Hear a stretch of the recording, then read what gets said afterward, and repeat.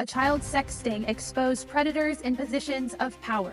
The details are absolutely disturbing. Out of Northeast Florida, a pastor with a dark past, a government official with powerful connections, Nassau County Sheriff's Office conducted a sting operation just last week to combat child exploitation. Over 10 men were arrested, 5 of them being from Clay County, and 2 hiding behind positions of power, authority, and influence. An assistant pastor and a government official. First, let's meet Willie Wright Jr., assistant pastor at New St. Paul Church.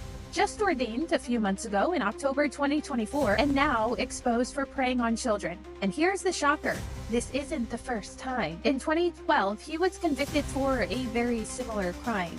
So, question here, head pastor who shares the same last name, so I would fancy to say maybe older brother. What kind of background check did you do? I see here that there's pictures of Willie Wright with children. I'm guessing they're probably his children, but nonetheless, why are we putting convicted sex offenders in positions like pastors? Church, this is unacceptable, but there's more. There's more. Let's meet Harrison Ted Clark.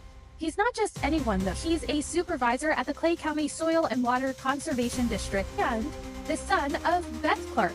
You might remember Beth as the school board member of Clay County who silenced parents who were fighting to keep explicit materials out of classrooms. Here's where it gets even more suspicious. While mugshots for the other men that were arrested have been released and are available on Nassau County's public court records, Harrison Clark's mugshot is nowhere to be found. Why? What strings are being pulled to protect Harrison Ted Clark? Is this corruption at work? I think it's also very important to note, before this is possibly wiped off the internet, that here in the documents, it shows, according to court records, that Harrison Ted Clark admitted to the charges that have been filed against him. He has admitted that he is guilty. I notice that the news outlets are trying to say that he's just accused of these things. No, he's been charged and admitted to his own guilt of these things. Let's get real. Wright and Clark didn't just betray the trust of their positions, they used it to hide in plain sight.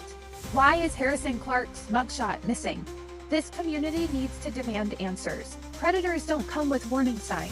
They sit in pews, lead classrooms, and hold government titles. And when systems protect them instead of our kids, it's time to demand answers. This is why we can't stay silent. Because every cover-up protects a predator and leaves kids vulnerable. Speak up. We need more brave men and women to speak up and stand up against these abuses of power. I remember Tia Beth standing up against Beth Clark. Harrison